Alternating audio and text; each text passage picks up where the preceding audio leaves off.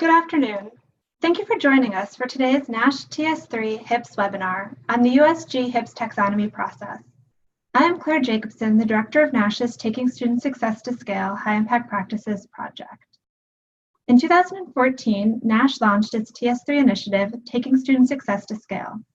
Collectively, TS3 is made up of 22 systems spanning more than 300 institutions in 17 states. These systems are working together on 3 evidence-based initiatives: redesigning the math pathway, guided pathways, and using predictive analytics and high-impact practices for all students. In 2017, the Lumina Foundation awarded NASH $1.2 million to focus on scaling high-impact practices. NASH selected the University System of Georgia, the Tennessee Board of Regents, the Montana University System, and the University of Wisconsin System to form the TS3 High-Impact Practices Network. 2 of the primary goals of this network are to advance and scale high-impact practices and develop new approaches to gathering and using data to drive improvement. On today's webinar, leadership from the University System of Georgia will discuss the process of creating common uniform taxonomies for USG's most common HIPs.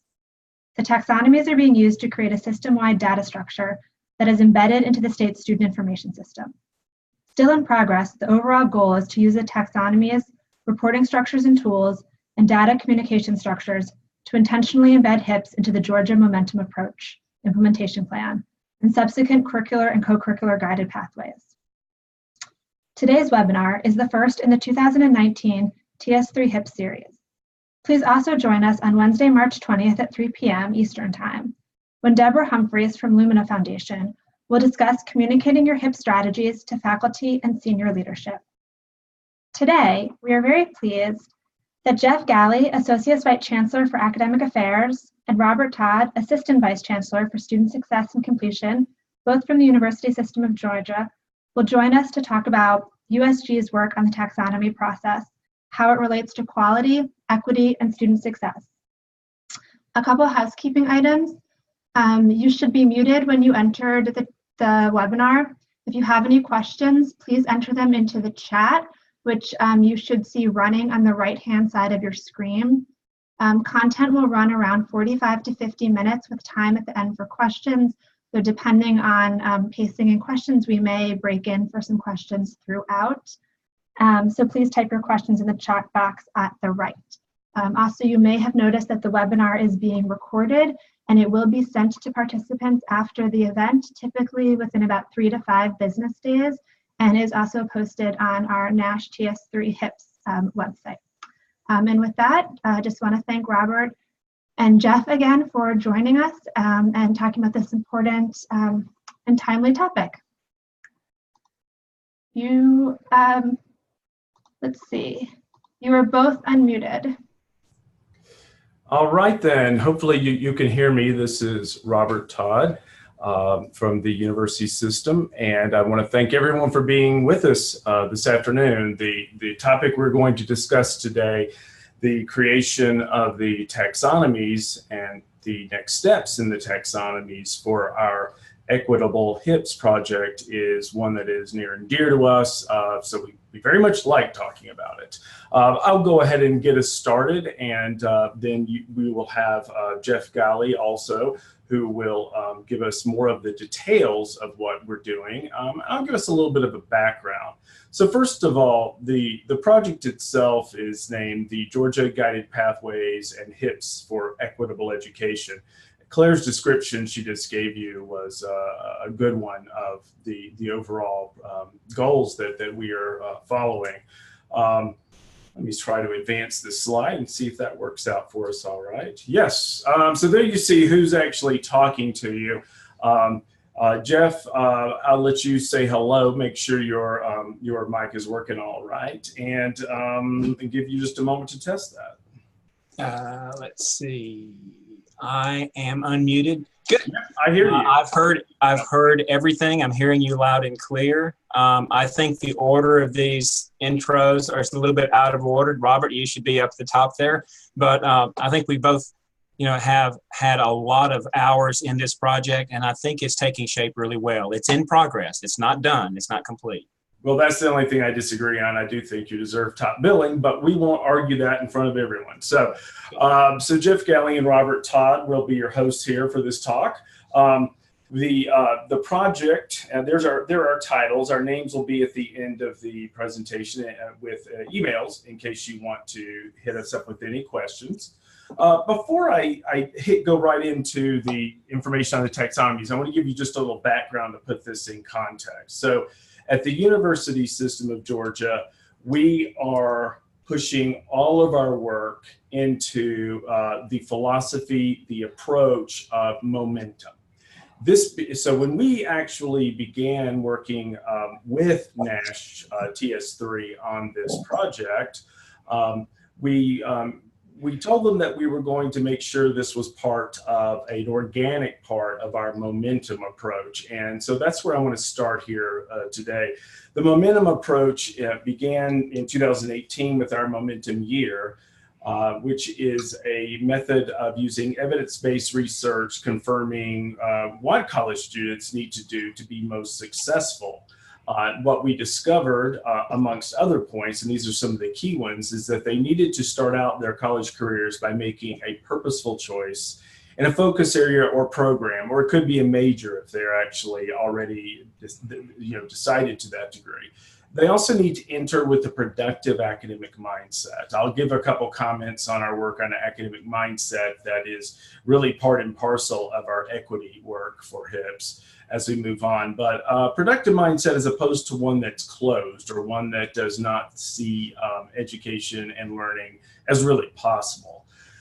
They need to follow a clearly sequenced program map that would include core English and math in their first year, 9 credits in that academic focus area or major in the first year, and 30 credits in their first year as well. There are a couple of other points we're following through with in our momentum year at this point, but those are the key ones. The whole idea here is to get students to have momentum, to find a path, to get on that path at the very beginning of their work and to follow that path, so that those students are going to complete, they're going to graduate, hopefully on time or very close to it, and they are going to leave with a high quality degree or certificate. And a lot of this work, I'll show you where it came from, but essentially a way to ensure that students are not wasting credits, dropping out, falling out because they're taking the wrong classes or they're using up all of their scholarship or their grant money or their money period before they manage to complete, which of course means they go through a few years of higher education and then leave with no degree to show for it. And that's what we want to prevent. I also want to make a point that we're pulling together many external partners with our grateful help to NASH TS3 to make this possible. We're also pulling in our external partners such as the John Gardner Institute that are a piece of this project as a whole. In this case, the Guided Pathways, that's part of our effort and our title. They're working on course redesigns for us throughout the state, especially with math pathways. And the idea is to transform those high DFW courses at every institution. Here in the university system, we have about 320,000 students in 26 institutions of higher education. And all the work that we're doing now is meant to be scaled out broadly to the state as a whole. So we're focused on deployment of high impact practices in those gateway courses that the Gardner Institute is helping us transform, and that's partly how it all works together. And we are including critical courses for students as well as those typically considered gateway. Critical would be those that we discover, such as certain political science, philosophy, psychology courses that seem to have a very strong predictive value for whether students complete or not. What students do in those courses, we can see through the data that we've taken with about 10,000 data points here in the state. Those courses, those critical ones, in addition to Gateway, also happen to have a very strong correlation to eventual completion within that 4 to 5 year period.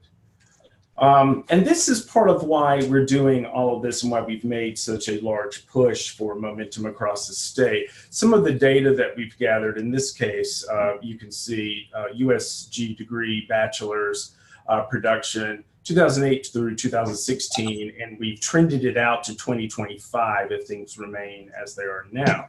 The orange line you see there, the lower line, is a baseline. From 2008. And then we have our CCG goals. That's our Complete College Georgia, which happens to be our momentum goal as well. And that's the dark line, the black line in the center. And you can see that we are increasing degree production, and we're on schedule for our goals doing that. But we still have a lot of work to do. And my next slide will actually tell you why there's a particular challenge. And then there's the blue line at the top, which is the actual plus trending. So at the moment, we're doing a little bit better than the CCG goals. And we've increased the percentage and the absolute number of Georgians who have those degrees. But we're taking on all of this work because we want students to complete in better numbers, and also particularly those underrepresented students. And part of the reason why that's so important on this slide, I think I can explain very simply with these graphs. So this is a baseline goal and actual percentage of adults aged 25 to 34 in the state of Georgia with credentials of a bachelor's or other high quality degree. And here you see the actual at the top, the orange line in the middle, our goal, and then the baseline dark at the bottom. But if you notice where there's a place that the goal and the actual cross each other in 2023, this is part of our problem, because we see that as we move forward through time, we are not going to have enough traditional students graduating from high school who will be able to complete these degrees. We're going to have to tap the underrepresented students in order to keep those lines from crossing over and keep the actual above or at pace with the goal at 2023. Now, that's something we have to be doing now anyway. It's the right thing to do. It's the appropriate thing to do. But for those who want to see the numbers game, we can see that in just a few years, we will absolutely be required to tap those students that are traditionally underrepresented. As it stands now, for example, Asian students and Latino Hispanic students in particular are those that are growing very rapidly in our system. And Black students, while not growing as quickly, are a very large proportion of those students. And then in addition to those, there's the first generation students, military, and many others that we're looking to. So there with a graph is part of the reason that we're working on this completion toolkit with some sample efforts I'm showing you now. All of these are part of that momentum drive: 15 to finish, better advising, guided pathways, which is also a significant part of this particular grant project. Math pathways is a critical part of that. Transforming remediation so that it's co-requisite remediation, not a type of remediation that actually tends to prevent students from completing often, which is that requires separate courses. Data points have shown us all of these and their importance, including the necessity of program maps.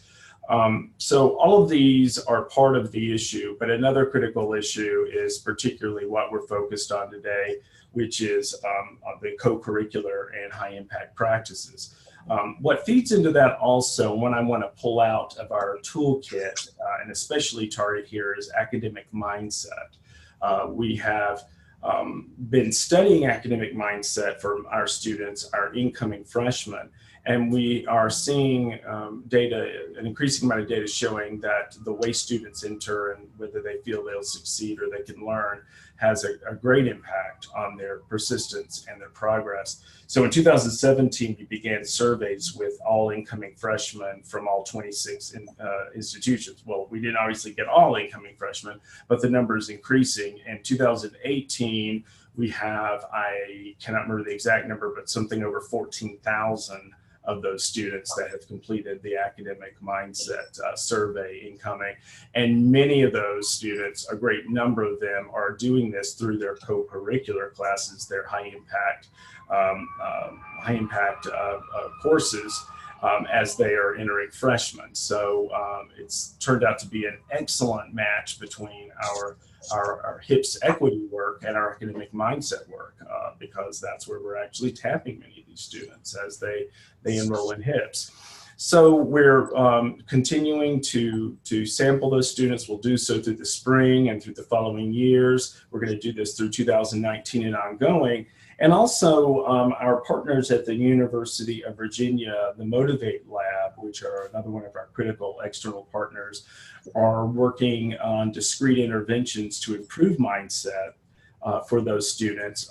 Probably they will be delivered especially within the high impact courses and the co-curricular courses. And then in addition with the faculty, that's something we're seeing now, is that faculty are a more important part of that mindset.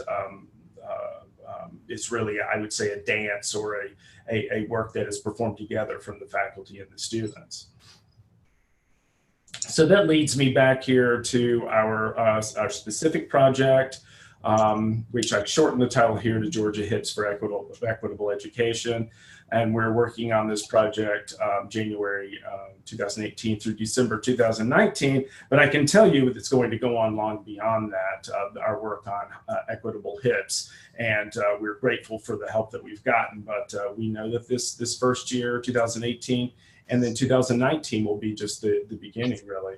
As Claire said, just as background, I wanted to point out we also have partners that we are working with that have been a great assistance to us in Montana, Tennessee, and the university system of Wisconsin. We're all trying to work together to find these solutions and share these solutions. So I want to express my thanks to all the faculty and the leaders in those systems. And then specifically, I want to say that here in Georgia, I want to reach out and let you know and also thank our Georgia Vanguard schools. We have 6 schools in particular that are our test beds for this equity HIPS work: Georgia College and State University, Georgia Gwinnett College, Georgia State University, Savannah State University, University of Georgia, and the University of West Georgia. And what I want to point out there is that within these 6, there are examples of all the sectors traditionally considered in higher ed. We have the R1 Research Institute, we have the historically Black college, we have the state, the comprehensive schools. Our goal here was to get representative schools so that we could scale this and move from these Vanguard 6 as we proceed to the 26 institutions in the USG. And just very briefly before I turn this over to Dr. Jeff Galley and let him discuss a bit about specifically how we've been working on developing our taxonomies. We have completed with those Vanguard institutions, or I should say they have with partnership with the USG, campus plans for equitable HIPs on their own campuses. They've worked to embed those efforts into their campus and institution structures. So these are not just one-off courses, but embedded into their response to the momentum strategies, to our completion strategies, and to their own campus philosophy and campus strategic plans. And also integrating those HIPs into guided pathways, which has been a critical part of this, guided pathways and program maps as we move forward. So each of these schools is working on different high impact practices because they each have different needs and specialties. And that's part of the beauty of a project like this, where we can reach out across the state to different types of schools. The taxonomies, we intend for these that Jeff will tell you about to be used statewide and scaled statewide after we complete testing in our Vanguard schools.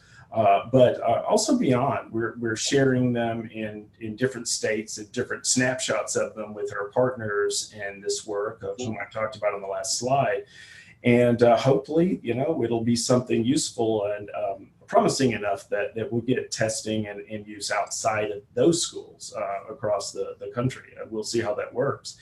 Banner implementation for these taxonomies, Jeff may say a word or two about this. That's not our primary focus today, but also our state data information system is Banner, and that's how we share data through the USG and all 26 institutions. And we already have attributes that have been added to Banner for this coming year that we'll be testing and then use to scale out for our 26 institutions so that the results from these high impact practices can be marked in Banner in our state information system, become an organic part of what we do in all institutions, and lead data records and help us fine tune how that needs to look in Banner. And then, as I mentioned, our academic mindset work, we're going to continue on that integration, and a great many of those respondents are students who are currently in our high impact courses as incoming freshmen now. So with that in mind, I'm going to turn this over to Jeff Galley and let him tell you some more specifics about the development of our taxonomies. Jeff? Okay, thank you, Robert. It's that narrative that we just heard is rich and complex, and I wanted to break in at several different points, but I'll just allude to two that connect to the, as I see it, to the taxonomies themselves. And first, it's this idea of the movement from the system to the institution. Robert didn't talk a great deal about that, but that's been a lot of the experience that I've had in the last year, my first year at the USG, and that is having a fantastic vision for student success and then finding a way to move that forward and into the institutions in such a way as to provide support, multiple iterations, a kind of review process. One of the things, as you saw with the Gateway piece and the Student Success College, Complete College America, a lot of the stuff we're doing with the Innovate Lab, the Motivate Lab, we have in Georgia, maybe as far back as 2010, 2012, if it's a major vision, Georgia has invested in that. And so at the institutions, we've seen and experienced. I've done what I call the provost pilgrimage. We have 26 institutions, and I've visited more than half of them in person, every one of them by WebEx and conversation at conferences. And what I have heard, or what I have heard initially, is that institutions that are not as resourced as others are a bit weary. Okay, so that's the elephant in the room. And one of the tasks, and that we talk about this at our weekly momentum update meetings, is how to create and maintain good momentum in our own progression from system vision to institutional achievement. And I think in most cases, that conversation is really important. It's foregrounded. So the second thing that I want to mention as being a constant value or challenge is this idea of the institution being paramount and important and central. One of the things that Robert began with was the momentum pathways and the various criteria for momentum, the momentum program. And one of the things that emerges from that kind of chart or that kind of discussion is that for students to be successful, it takes the full institution. It takes the full units, the staff, the students, the faculty. And so when I first began to read about this high impact practices, I thought, well, I've been an Emory faculty. I've presented on high impact practices. I've written a book on high impact practices, but I've never really considered what I say in the first slide. If Robert, well, do I have control of this, Robert, or will you go ahead? Let's go. You got it. There it is. There you go. Okay. The beginning point for the taxonomies is the notion that the development of these HIPs, high impact practices, the equity HIPs, depends upon the full institution, the work of the institution, and not simply, as I experienced it earlier on, as the work of the faculty. So to the degree that the various components and dimensions of a university or college and institution are called upon and enter into the conversation, I think the equity elements and the quality of these experiences for students can flourish.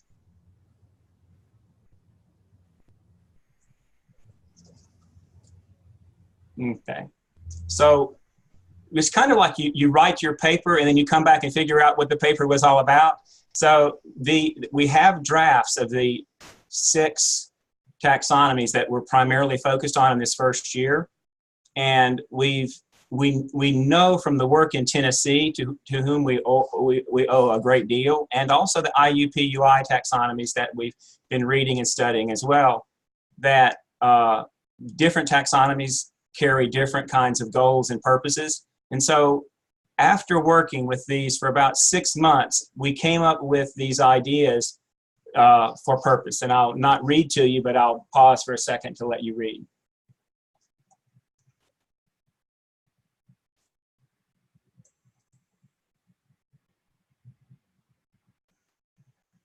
So, as a faculty, and my primary focus is faculty development, I talk to faculty about inclusive pedagogy, interactive pedagogies, course redesign, reacting to the past, inquiry, and those particular pedagogies begin in the classroom and move outward from there to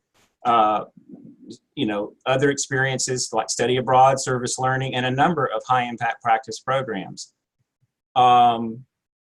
To support those programs, to support those experiences, require, or it would be a great deal of help if all aspects of a college or an institution entered into that conversation. And that's our first purpose. We discovered we have to have everyone at the table. And then the assessment piece or dimension of the taxonomies led us to this articulation of not only are the various groups on campus going to enter into the conversation, but they need to leave that conversation with a sense of progression. What would the next steps be for them to enrich and grow the high impact practices, the equity HIPs, to the next level? Okay.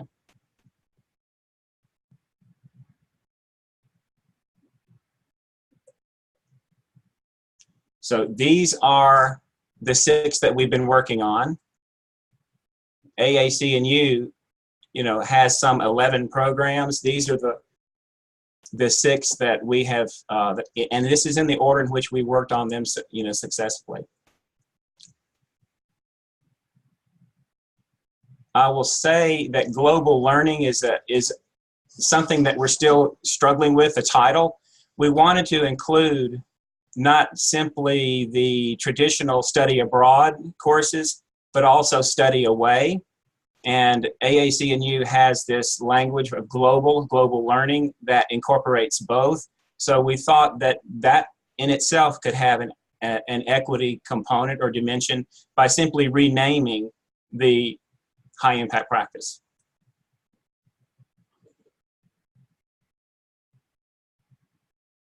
Okay, I'm ready for the next one. So as they exist now, the USG taxonomies, each one of these begins with, and this we owe to Tennessee, we begin with a definition of each high impact practice on the chart, and we have the various components of the various elements of the institution divided into dimensions. And beneath those dimensions, each of those dimensions has multiple components. And then looking from right to left, they move across several levels of enrichment or growth. Okay, next. Each of for the most part, not in every case, but for the most part, the taxonomies include 7 dimensions. And we prioritized equity and access by placing it first. But I'll also point out things that came up in our discussion with the Vanguard group. I see David Newton may be in the conversation here. I see his name on the list. With some of the institutions, the idea is, shouldn't all of these dimensions be or involve equity in some ways? And so it's a little bit, it may be a little bit misleading to say we have our equity piece first, when honestly, every single one of those 7 and the components beneath there involve equity issues, topics, elements, and decisions. So what I said at the very beginning to underscore the nature of momentum, momentum in onboarding, momentum as advising, momentum as curriculum, as pathways, as clear choices. The institution itself, much like I heard at one of the AAC&U sessions recently, the warming institution creates unavoidable repeat instances of warm welcome. And so the full institution is working on this analysis, this understanding of the way that many different aspects of an institution will impact student success, and more so on a sense of where we're going with this, how strong, how ripe, how mature are we in these programs. So across the campus, the institutional commitment, the faculty commitment, which is where I spend a great deal of my time, but the integration into curriculum, various program elements in itself, that would be the high impact practice itself, the integration with other high impact practices, and the assessment piece, the assessment plan, okay?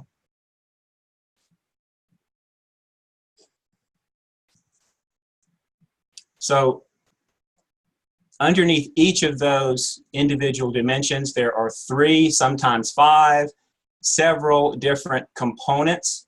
And I'll give you an example when I in a few minutes, but there are several components, each of which involves some sort of data or measurement or range that can either work to support the growth of equity HIP or not. And this is something that is, the second point here is we have left the measurements, the indicators from level 1 to level 2 to level 3, very general. You'll see in the example that I show you an example that the language says minimum, moderate, and excessive or intensive. And the reason that we've left those general is because our institutions cover 4 different sectors, large institutions, very small. We have institutions with 50 faculty and with 500. And so what meaning is attached to minimum, moderate, and extensive will vary widely. And we want to be able to provide some freedom of thought, analysis, and choice. So that's intentional. All right, next slide. Okay. One more. If I had the button, I'd be pushing it myself. Good. All right. So the next steps, and this is something that I have been in conversation with various leaders at different institutions in regard to liberal education, America's promise. You'll see the acronym underneath point 3, LEAP. And let me talk for a second about setting this up, and then talk a bit about what could happen at the individual campuses with a certain segment of leadership that we have in the state. So I'm contemplating the taxonomies being sent out with that general set of levels and categories, but with a supplemental survey data piece that we will obtain from the participation of the Vanguard group in order to set some sort of parameters around each of the components beneath the dimensions. If we obtain a good report from a research institution, a comprehensive, a state college, an HBCU, as Robert mentioned when he was reviewing the membership of the Vanguard group, we have each of these types or sectors represented in this group, and we could provide the 26 institutions a bit more structure than simply say, enjoy these conversations and imagine where you want to go in the next year or two, but to support that with a bit more data from the Vanguard group. And then we would send out this data, the parameters, the survey results to the institutions with the taxonomies. And so the ideal will be that the campus conversations will be hosted, all of them by Robert Todd. He'll be coming out to all 26 institutions himself. Or if there's only one Robert and 26 huge institutions spread across a huge state, I should say. In 2016, Georgia became a LEAP state. And it just occurred to me that we have a fairly new effort with LEAP, AAC and U's LEAP. And we have a strong leadership with Dr. Michael Crafton and the executive committee, and a number of 60-something people on the executive committee.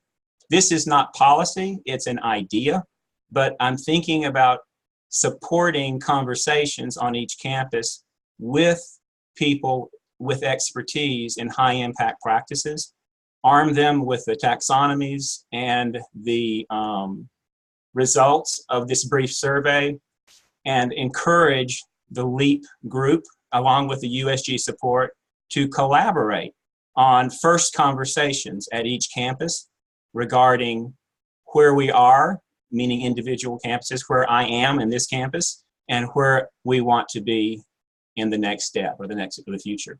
All right, so the next slide. So this is an example of one of 7 dimensions in the service learning component, the faculty commitment. Some of these, if we leave these as they are, I think we could have really good conversations with a committee or a group representing the various components of the campus. I think the conversation could really go in good directions, but also with the results from the Vanguard group survey, I think they could resort to that, look at that, examine it, come back to discuss how many faculty do we have? Do we have a service learning advisory board for the first question? What would it mean to have moderate and or extensive representation on that advisory board? So the idea is in each of these multiple components across the 7 dimensions, across the 5 or soon to be 6 high impact practices, maybe each individual institution would select the high impact practice that they are working on most. First year seminar could be the thing that they want to explore, and so they would focus on that taxonomy, arrange a campus committee discussion, look at the components, compare with the results from other schools of the same size, scope, mission, and resources, and then come up with an assessment plan, a plan for moving that particular high impact practice at that particular school to the next level of development.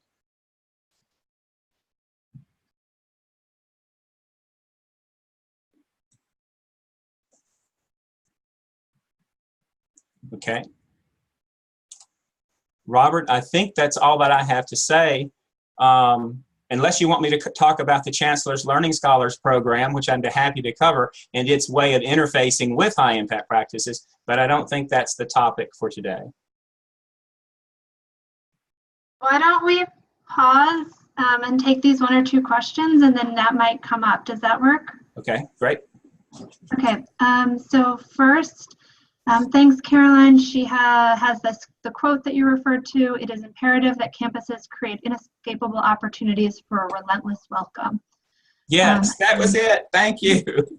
And then she linked to a short blog post that the Washington Center wrote, I believe, on that same session. Then the first question is, can you clarify the timeline with the steps? Is step number 1 going to be done by spring, number 2 by fall, or what is the timeline? I might have to defer to Robert for a timeline. Okay, there. Can you hear me? Yeah. Yep. Okay, I was muted, so I wasn't sure, so that's why I paused for a moment there.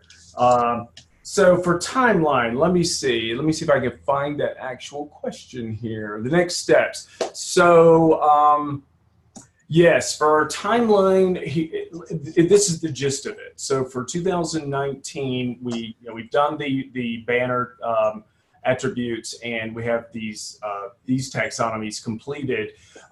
We are testing with our Vanguard institutions and let me see. The next steps that are being referred to here, I want to see. Oh, for example, the survey. Jeff and I were just talking about, but I believe that we will work on this survey during the late spring, most likely. And Jeff, you and I can chat about that, but I would like to get that done so that we can have those results and share them out before the fall semester. And let me see, Jamie, what other portions of the next steps were you referring to? I want to make sure I'm remembering, because it looked like you wrote that question up while we were talking and going through the different pieces. So I guess, Jamie, if there are specific next steps you'd like them to refer to, could you clarify? I think just in general, she wanted to know what your timeline for moving forward So was. the guide that I found on this page, for example, that's something that we are talking about now. It actually has not been created. That would come after our survey, so I would say that's probably a summer task. Jeff, you can stop me here if you want. And then Nodding, yes. Yeah. Campus conversations, I think we'll begin those before the fall semester for certain, but we still have to contact all of our liberal Education in America's Promise, our LEAP partners, to make certain that we have them together. And I think that choosing those LEAP partners is something that we intend to go ahead during the spring semester and identify those folks and get the information to them so that they're not surprised by it. And she did clarify, so she is in a USG campus, but she's not at the Vanguard institution. Mm-hmm. So she's curious, how will this roll out? When will the rollout be for the rest of the campuses? So it sounds like if you could kind of speak to the broader implementation. You know, you mentioned, and we know this is a many-year project. So maybe if you could kind of give some scope for how the Vanguard campuses are involved, and then eventually how this will roll up and roll out. I think that might speak to what she's asking about. So we'll share the taxonomies before the beginning of the fall semester, but we don't expect them to be implemented by the other campuses, because we need more time to see how this works for them and get information back from our Vanguard schools. The results, so for example, a guide with parameters to the institutions, that's something I would like to share more broadly outside of the Vanguard school before we actually begin in August with the next semester. The campus conversations here, those leadership conversations, that's where I really plan that we're going to begin pushing this out, because we're going to go ahead and find leaders throughout the schools, and not just through the 6th Vanguard. So I think they're going to help us with the plans on how to roll this out. And we'll have those plans, but I don't believe that we'll have that complete until the fall semester of 2019. So I really think much of the rollout we're going to see beginning in fall of 2019. I don't think we'll have all 26 campuses implementing multiple pieces of this at once. We're going to have to find out how their capacities fit these goals. But that's our intention. So if you're not in one of the Vanguard schools, we'll probably begin pulling you into the conversation through our LEAP partners as we move through the summer. Okay, and then we got an important question that I know we've talked a lot about. We've talked a lot about across this project. So these are living documents, and what will be a process on campus, and I'm going to add, across the system to make sure that they, stay a living document. So she says who will be responsible for the editing, maintenance, and curation of the taxonomies. So, maybe if you could talk a little bit about how you see this. And I know we've had conversations in our project that getting these done is a huge first step, but it's almost in a sense the first step, because this has to be an ongoing sort of nurturing and maintenance process. So I think she's getting at some of that, but also it opens the door to those conversations we've been having. And if you both could speak to that, that would be helpful. So I could probably add a little bit there, Robert, or at least a possibility. But I want to back up just one moment to underscore the idea that the LEAP partners, this LEAP leadership, this is new. It's 2016. And the LEAP effort I've spoken to Eddie Watson multiple times at AAC&U and Dr. Crafton here in the state, David Newton, others. I see incredible potential. It's not actual, it's a potential. And so all of this is going to be rolled out based upon the outcome of the conversations that we have with these leaders and how they incorporate or not. It may not be a smooth policy kind of thing. This is going to be a set of conversations. And when the LEAP leaders see the potential in using these materials to foster high impact practices on their campuses across the board, I think that it will grow in support very rapidly. But I wanted to be cautious under point 3 here, that this is still an idea and not a policy. And then the curation. So we have a really good state conference, and that conference provides a number of venues for decisions, conversations, topics like this. And so this is not the preservation, but I think sustainability is an issue. And this kind of gathering with representation from across the USG, I think it will mean that we can have meaningful conversations about the taxonomies, about LEAP, about high impact practices, equity, high impact practices in that environment that would be very inclusive itself. So I don't have an answer, a specific one. I think that's going to be step 2, Claire, or 3, and I think that Robert may have a more specific answer. Well, I want to add, your cautions are well said, and I was probably talking a little too much in shorthand because not everyone's participating in LEAP at the moment either. But right. I do think that's a way we'll get the momentum, if you'll pardon my pun here. Again, I keep using that one. We'll get the momentum. We'll get we'll get things started. But then also the entire momentum approach that we're working on has now officially included our equitable high impact practices work. It's a part and parcel of the momentum approach. So as we meet and as we have meetings to further the momentum rollout throughout the state, we're going to increasingly begin moving people to work on this HIP and co-curricular work. As it stands now, we had all these other pieces, such as getting the pathways in place, getting the schools to have the number of sessions so that they could have English and math gateway courses in time for their students in the first or second semester. But this is coming as we move on with momentum. So it's also embedded there, and it'd be good to know that it will continue and more frequently appear in our momentum talks. Great. And for those approaches will be different, in different systems. So it'll be one of the things in this project is the different systems we have. So one of the reasons I wanted to broach that question is, you have a much more unified approach, which I think a lot of people can learn from, but then also seeing how a more sort of diffuse state approach that question is something we're kind of wrestling with. And, to the person asking the question, I think that's a really important one, and one where, in a sense, it's still sort of a to be continued, but I think some of what Robert and Jeff shared is Georgia's approach, which has some of the benefits of this, of being wrapped into the momentum approach and this more unified approach, which helps to some of the issues you raised. So to your taxonomies, but also to others who might be suggesting this, would diversity courses or opportunities be included in the global learning, or is that just study abroad, study away? And if I remember correctly, I believe multiple iterations of that were considered. So to those who are wrestling with where to place diversity courses, what can you say to that?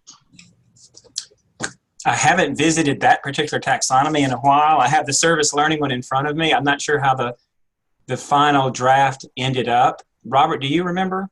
Yeah, so for global learning, it does. It's not where we're trying to push diversity learning, diverse learning, whatever you want to call it, but it is one of the possible containers for that if an institution wants to make it so. So that's the stance we've taken. So in some cases, it is probably going to be used in that way for diversity outreach. In others, I do think it's going to be looked at more traditionally as the learning, study abroad. Some people will still be going, to other countries to do this, and study away if they're, not necessarily going overseas. So I think that diversity is something like Jeff said about equity. We're trying to inculcate that in each one of these. So I think it's really spread throughout our various approaches and the taxonomies we're working on, but that's definitely one way to do it. And I think that, I've written down what you asked, Claire, or what was asked, and I want to go back and revisit that taxonomy because I'm aware of how AAC&U defines global learning. And so it's more than simply two types of courses, home and away. And so I want to be sure that the definitions, the elements that we use, and we're calling it global learning, will strike the mind, will mean the same kinds of things to those people who are going to be using this taxonomy. We may have another draft coming, I'm not sure. Well, and also I think that's going to be part of the guide that we're working on in a broader sense, because no matter how much we work on the taxonomies, there will be questions, and we're going to have to provide some. So from each sector, Jeff, you and I have talked about this, from each of the different types of sectors of schools, we'll need to provide examples of what these vanguard schools have done, I think. Right. So others who are state schools or others who are research schools or comprehensives will be able to say, oh, I get it from the example. These numbers are maybe what I need to look at. Absolutely. I think that survey is going to really support the conversation, and it'll be a resource. If the schools are often running with certain high impact practices and they're entering the conversation where they know that their study abroad curriculum, or let's say Georgia College that puts the high impact practices at the center of their curriculum, they may be at a place where they begin with moderate and are looking at extensive development, and so or the next level would be extensive. So it just depends. We'll create data support for these conversations and then let them grow organically with the LEAP leadership. That's the model that I hope takes ground. Yeah, and David at West Georgia was asking about that, so you may want to follow up with him. I was just sort of broadening it because for those outside of Georgia, I remember there being iterations of what to do with, say, a diversity course being taught on campus. Where does that go? And I think that sort of trajectory is helpful for people because, of course, there's no right answer. And as you both said at the end, ultimately, we come to a place of semi or hopefully mostly agreement, and then we have a set of criteria for following these, and something may or may not fall into it, but it's what works best for hopefully the majority of cases. So I also don't exactly remember what you decided to do with diversity courses. I just know it followed there were multiple iterations of on that. Maybe David has some more he could add in the chat. So I'm going to broaden this question slightly to make it applicable outside of Georgia, but Cynthia at Georgia College was asking what those in the vanguard institutions could do to support those who aren't. perhaps you could think about it as, a state that has a pilot group and a non-pilot group, how those in the pilot group could support those in the broader system, similar to how those in, how Cynthia in a Vanguard institution is asking how her campus can help those in the full system implementation. Jeff, I'll let you pick up after this, but one pragmatic answer for that is that I intend to pull together convenings for this. So for an example, once we are ready to do so, convening on our equitable HIPs would include those Vanguard institution leaders or representatives that they choose, working with topics that could be done both with roundtables and also Q&A sessions, and also to some degree with some of our external partners, training sessions. So I think that we'll know the better answer to that once we have more results. It's such a new project, but part of it's going to be using the convening power of the system is going to be one of the answers to that. That, and I'll just reiterate the idea of, theming the USG Teaching and Learning Conference, gaining momentum through high impact practices, and just letting the Vanguard group, or encouraging them to lead, as you say, roundtables or panel sessions, etc., like that. So we have multiple. Yeah. And Jeff, that's you might want to mention that's a good size conference that's regional as well. It's not just a Georgia one. Absolutely. Yes, it's throughout the Southeast, I think. 350 to 400 people attend, and I want to say 8 to 10 states were represented last year. So, yeah, absolutely. It's at the University of Georgia Conference Center. It's a nice venue, and the facilities actually will suit a number more like 700. So we're looking to grow that particular conference a bit more. I'm getting off the topic here, but I think that, yeah, it would be a very good venue for this kind of convening. So is that something that others can attend in the Southeast? That wasn't 100% clear to me. Yes. Might have been others on the listening. I can post the website or send it. The website is the USG Teaching and Learning Conference. It's very easy to find. I can send the link. You actually could type it in the chat if you wanted to. Perhaps there are some people listening who would be interested in attending. And then we could also circulate the link.